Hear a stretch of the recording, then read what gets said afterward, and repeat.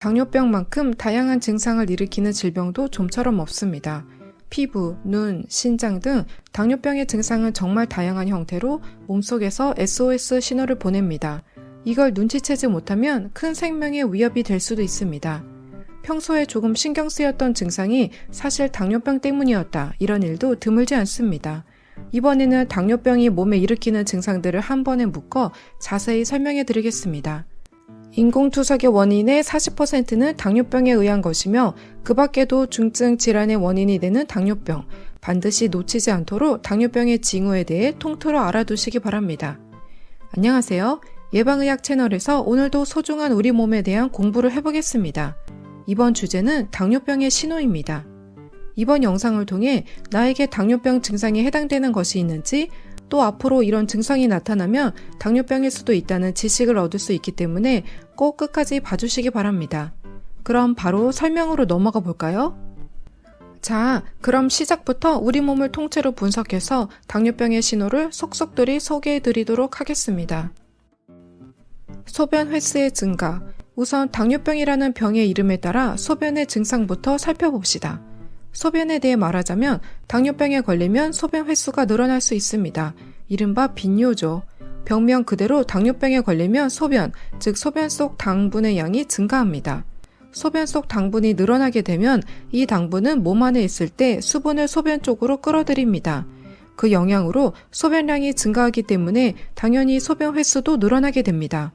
빈뇨는 방광이 예민해지거나 남성이라면 전립선 비대라는 병이 원인일 수도 있지만 당뇨병이 그 원인일 수도 있다는 점을 기억해 두시기 바랍니다. 그러나 이 빈뇨는 당뇨병의 증상 중에서는 서막일 뿐입니다. 다른 증상에 대해서도 알아보겠습니다. 피부가 자주 가렵다. 당뇨병 신호 두 번째는 피부로 나타나는 증상입니다. 당뇨병의 증상이 피부로도 나타날 수 있다는 점 알고 계셨나요? 앞서 설명한 것처럼 당뇨병에 걸리면 소변 속 당분의 양이 증가하여 소변의 양이 증가합니다. 소변의 양이 증가한다는 것은 즉 몸속에서 수분이 불필요하게 많이 빠져나가는 것입니다. 체내 수분이 줄어들면 탈수 상태가 되어 피부가 건조해지기 쉬워집니다. 그 밖에도 몸 안에 여분의 당분이 있으면 단백질과 연결되어 피부를 노화시키는 것으로 알려져 있습니다. 다들 아시다시피 피부는 건조해지면 바깥 자극을 받기 쉬워지고 가려움증이 자주 생기게 됩니다. 또한 당뇨병은 신경에도 나쁜 영향을 줄 수 있으며 신경의 조절 기능을 흐트러뜨려 하체 등의 땀이 잘 나지 않게 되면 피부에 비치되어 있는 피지가 적어지고 피부는 더욱 건조해지게 됩니다.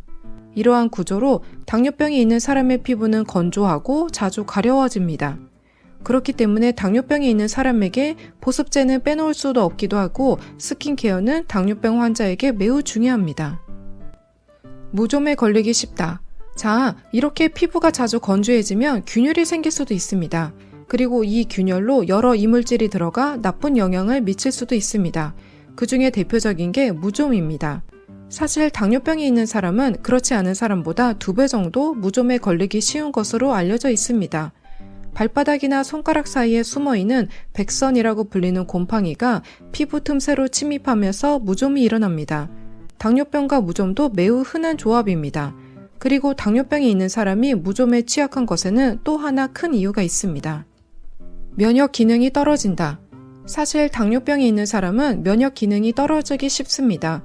혈당이 높아지게 되면 우리 몸의 경찰 역할을 하고 있는 백혈구의 힘이 떨어지게 됩니다. 약해진 백혈구는 외적의 침입을 막지 못해 몸 안에서 바이러스 등의 감염이 일어나기 쉬워집니다. 앞서 설명한 무좀에 걸리기 쉬운 것에도 이런 이유가 있고 그 밖에도 세균이 들어가면 다리가 빵빵하게 부어오르고 고열이 나는 봉화지겸이라는 병에 걸리거나 감기에도 취약해질 것입니다. 무엇보다 당뇨병은 코로나19에 걸렸을 때의 중증화 위험입니다. 당뇨병의 통제 지표인 HbA1c 수치가 높을수록 감염됐을 때 중증이 나타날 위험이 높아집니다. 당뇨병 예방은 이러한 감기에 걸리지 않는 강한 면역체계 유지에 도움이 된다는 것도 알아두시기 바랍니다. 그럼 이 당뇨병 수치가 잘 조절되어 있지 않을 때에는 어떤 증상을 일으킬까요? 당뇨병의 증상은 아직 남아있으니 같이 알아보겠습니다. 예방의학 채널에서는 의사의 식견에서 과학적 증거에 따른 의학 건강 정보를 공유하고 있으므로 채널 구독을 해두시면 분명 도움이 될 것입니다. 눈이 침침해진다. 당뇨병 수치가 잘 조절되어 있지 않다면 혈액 속의 당분이 혈관을 손상시키는 등의 영향으로 동맥경화가 진행됩니다. 이 동맥경화라고 하는 것도 좀처럼 증상이 나타나지 않는데요. 먼저 일어나기 쉬운 것은 가느 혈관입니다. 가느다란 혈관의 동맥경화가 진행됨으로써 증상이 먼저 일어나기 쉽습니다. 그리고 몸속에서 가느 혈관 하면 어디가 떠오르실까요? 바로 눈입니다. 눈에 영향을 보내고 있는 혈관은 굉장히 가늘고 이 혈관이 손상을 입게 되면서 눈이라는 카메라와 같은 역할을 하는 장기의 필름에 해당하는 망막이라는 부분에 영향을 잘 못 보내게 되면서 시력이 떨어지거나 눈이 침침해지게 되는 거죠. 의학 용어로 당뇨 망막병증이라고 합니다. 이 당뇨 망막병증에 걸리면 아무것도 없었는데 마치 모기 같은 것이 시야에 날아다니는 것처럼 보이는 비모기증이라는 증상이 나타나기도 합니다.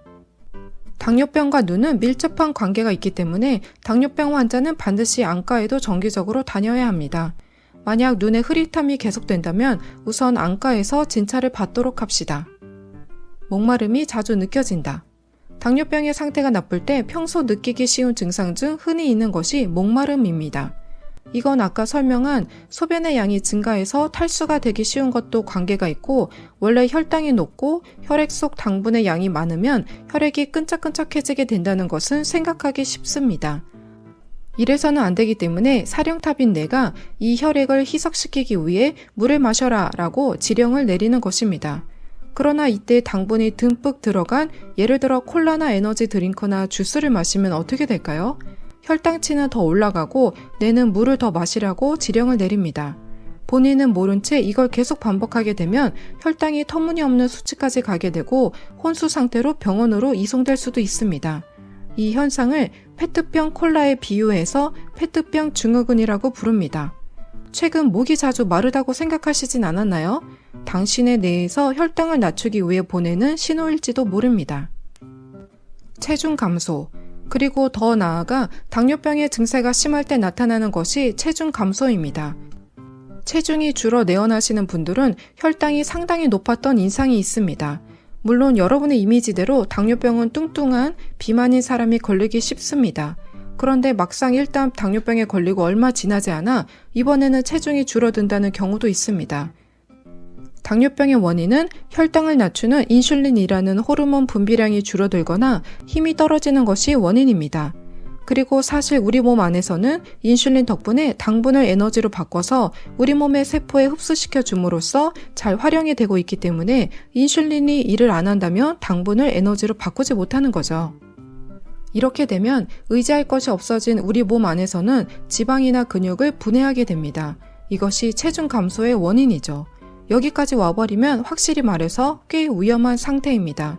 병원에 오시는 분들도 딱 보기에 상태가 좋지 않아 보이는 경우가 많습니다. 당뇨병의 뚜렷한 증상이기 때문에 소개해드렸지만 절대 여기까지 오게 방치해두면 안 됩니다. 당뇨병 증상에 대해서 나도 이런 경험을 했다라는 경험담이 있는 분들은 댓글창을 통해 공유해주세요. 같은 고민을 하고 있는 분들에게 도움이 될 수도 있습니다. 그리고 이런 증상을 일으키지 않게 하기 위해서 중요한 것이 1년에 한 번 하는 건강검진입니다. 여러분은 가장 최근에 혈당 수치와 HbA1c 수치가 어느 정도였는지 기억하고 계신가요? 기억나지 않는 분들은 지금 바로 건강검진 결과를 가져와서 확인해 봅시다. 애초에 수치를 어떻게 봐야 하는지, 어떤 수치를 봐야 하는지 모르겠다라고 하는 분들은 예방의학 채널의 다른 영상에서 철저하게 설명해드리고 있기 때문에 참고해주세요. 수치가 높은 사람은 당뇨병 예방 대책 영상도 함께 확인해 주시기 바랍니다. 그리고 애초에 건강검진을 받은 적이 없다 하시는 분들 중 이번에 소개한 증상이 있다면 당신은 어쩌면 당뇨병일지도 모릅니다. 꼭 한번 건강검진을 받아보시기 바랍니다. 당뇨병으로부터 몸을 보호하는 것은 예방의학에서 매우 중요한 일입니다. 증상이 나타날 때는 이미 상당히 진행되어 있는 경우가 많기 때문에 이번 영상을 통해 증상에 대해 알게 된 분들 모두 당뇨병 예방에 힘써 봅시다. 그럼 다음 영상으로 찾아뵙겠습니다.